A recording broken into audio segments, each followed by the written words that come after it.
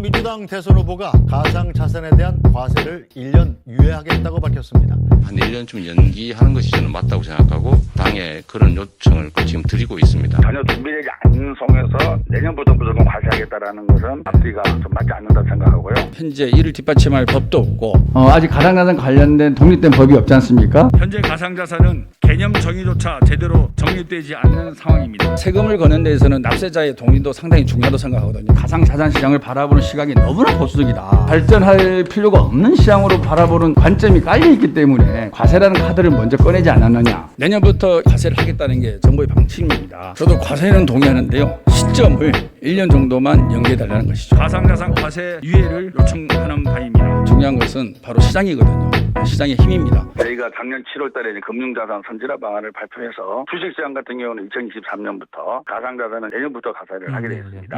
소득 있는 곳에 과세한다라는 조세 원칙으로 본다 그러면 가상자산도 예외일 수는 없겠죠. 과세 논의를 하기 이전에 먼저 가상자산을 법적 테두리 내에 들여와야 된다. 전혀 준비되지 않은 속에서 내년부터 무조건 과세하겠다라는 것은 논리적으로 앞뒤가 좀 맞지 않는다 생각하고요. 내년부터 당장 과세하는 것은 좀 유예를 하는 것이 합리적이지 않을까. 금융이나 금감원이 가상자산 시장을 바라보는 시각이 너무나 보수적이다. 수조의 거래가 매일매일 이루어지고 있고 불합리하거나 또는 투기라든지 불공정 거래가 있을 수 있겠죠. 하지만 이렇게 많은 사람과 많은 돈이 오간다는 것 자체는 시장으로서 인정하는 자세가 필요하다고 생각합니다. 어떻게 보면 우리 IT 강국 또는 우리나라의 블록체인 기술의 관심, 기술과 금융이 결합해서 뭔가 우리만이 이룰 수 있는 거 아닌가? 긍정적 시각도 필요하지 않을까요? 작년 올해 가상자산 시장이 엄청나게 성장을 했습니다. 거의 코스피 코스닥 시장에 맞먹을 정도로 거래가 일어나는 일도 있고 그럼에도 불구하고 우리나라는 이 관련된 법이 전혀 없고 특검법에 자금 세탁 방지와 테러 자금 방지 조항만 있습니다. 금융산업을 육성하고 이용자 보호를 위한 법이 필요하다. 이 부분에서는 동의하시죠? 가상자산과 관련된 법 논의가 국회 중심으로 진행이 된다면 저희들도 같이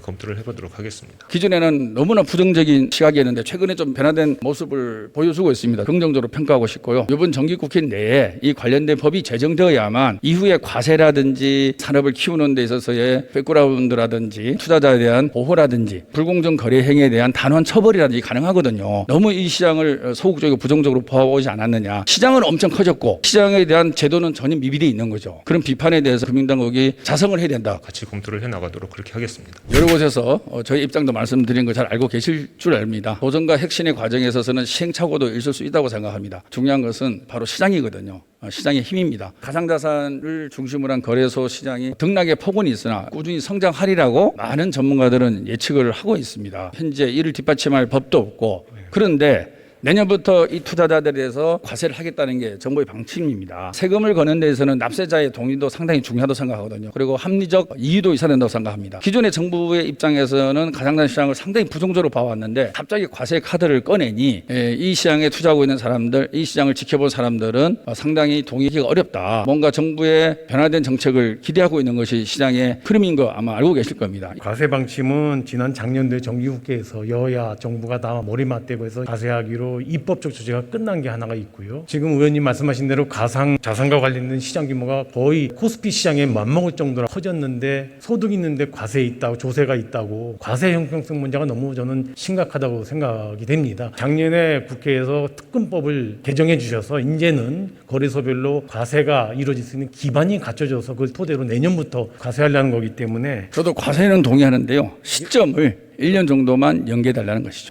아직 가상자산 관련된 독립된 법이 없지 않습니까? 특검법에 자금 세탁 방지 조항만 있는 거고 전산적으로 뒷받침이 될 수 있을까라는 부분. 주식시장은 1950년대부터 출발하지 않았어요? 지금 역사가 거의 이제 65년 돼가는데 긴 시간을 자본시장 육성책을 써오고 그것에 따른 양도 차익에 대해서는 2023년부터 과세하기로 했는데 가상자산 시장은 정부 입장에서 발전할 필요가 없는 시장으로 바라보는 관점이 깔려있기 때문에 과세라는 카드를 먼저 꺼내지 않았느냐. 지금 관련 법도 없고 투자자들도 마음의 준비도 안 돼 있고 산업에 대한 이해 이런 것들이 부족한 상황 속에서 올바른 정책 과정인지 지금 홍남기 부총리께서는 대외적으로는 무조건 과세한다라고 발표를 하셨는데 국무조정실장님은 어떤 의견을 갖고 내부적으로 논의를 하고 있습니까? 소득이 있는데 어떤 과세를 하지 않는다는 것도 그것도 또 맞지 않는 측면이 있습니다. 과도한 수익이 나는데 안 하면은 또 국민들은 근데 주식시장은 지금 과세 안 하잖아요. 소득이 있어도 23년부터 과세를 하지 않습니까? 예, 그러니까 이것도 23년부터 하면 어떻게 됩니까? 저는 오늘 현장과 전문가 등 다양한 목소리는 무시한 채 한 번 세운 원칙만을 고수하는 기재부와 국세청의 고집이자 아집을 비판하고 가상자산 과세를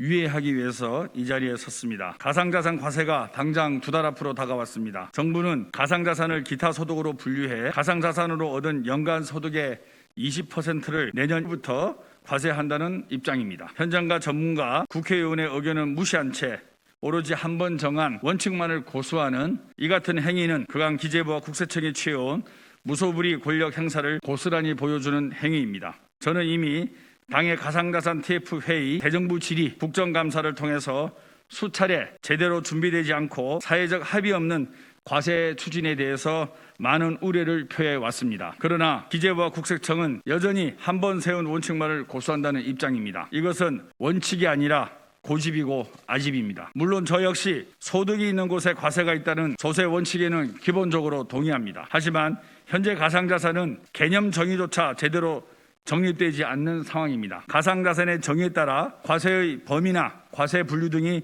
달라질 수 있습니다. 특히 과세는 국민의 재산권에 직접적으로 영향을 주는 만큼 납세자들의 상식에 부합하는 수준에서 충분한 사회적 합의를 거쳐서 이루어져야 합니다. 그 사회적 합의를 이루기 위한 시간이 필요합니다. 가상자산 과세 유예를 요청하는 바입니다. 그런데 현재 과세의 가장 핵심적인 역할을 할 거래소마저 과세 시스템을 마련하지도 못한 상황이고 형평성 차원에서 많은 문제들도 제기되고 있습니다. 신고서를 제출한 거래소 중 2개는 아직 신고 수리도 되지 않은 상태입니다. 신고 수리가 언제 될지도 모르는 상황에서 2달 앞으로 다가온 과세를 위해 인프라를 구축하라는 것은 누가 봐도 어불성설입니다. 급하게 먹는 밥은 체하기 마련입니다. 준비도 되지 않은 성급한 과세 추진은 납세자의 조세 저항만 불러일으킬 뿐 정당성이 인정되기 어렵습니다. 우리 주식시장도 정식으로 과세 계획을 수립하기까지 60년의 시간이 걸렸고 그간 많은 논의를 거쳐서 단계적으로 정착되고 있습니다. 가상자산 산업에 대해